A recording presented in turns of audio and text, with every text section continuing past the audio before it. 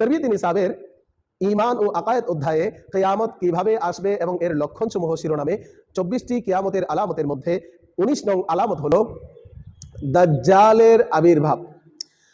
দাজ্জাল কানা অর্থাৎ এক চোখ বিশিষ্ট হবে এবং নিজেকে খোদা বলে দাবি করবে। তার কপালে কাফির লেখা থাকবে, প্রত্যেক মুসলমান তা পড়তে পারবে, কিন্তু কাফিররা তা দেখবে না। সে খুবই দ্রুততার সাথে পরিভ্রমণ করবে। 40 দিনের মধ্যে প্রথম দিন বছরের মতো হবে, দ্বিতীয় দিন 1 মাসের বরাবর, তৃতীয় দিন 1 সপ্তাহের বরাবর এবং বাকি দিনগুলো 24 ঘন্টা হিসেবে হবে।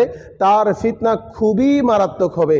একটি বাগান এবং একটি আগুনের কুণ্ডলী তার সাথে থাকবে, যার নাম সে যথাক্রমে জান্নাত এবং দুজক রাখবে। যেখানেই যাবে এই দুটি তার সাথে থাকবে।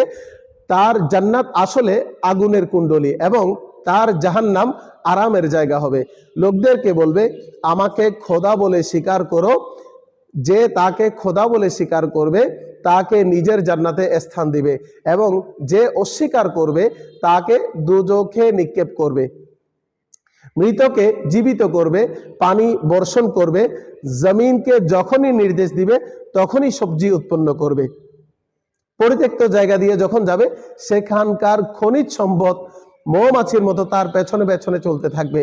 সে অনেক আজগুবি বিষয় দেখাবে, কিন্তু মূলত এগুলো সব কিছু জাদুর কারসাজি, বাস্তবে কিছুই হবে না। এজন্য সে সেখান থেকে চলে যাওয়ার পর লোকদের কাছে কিছুই অবশিষ্ট থাকবে না। যখন পবিত্র মক্কাতুল মুকাররমা এবং মদিনা শরীফ প্রবেশ করতে চাইবে তখন ফিরিস্তাগণ তার মুখ ফিরিয়ে দিবেন। সে এই দুটি পবিত্র ভূখণ্ডে প্রবেশ করতে পারবে না। দাজ্জালের সাথে ইহুদি সেনারাও যোগ প্রদান করবে।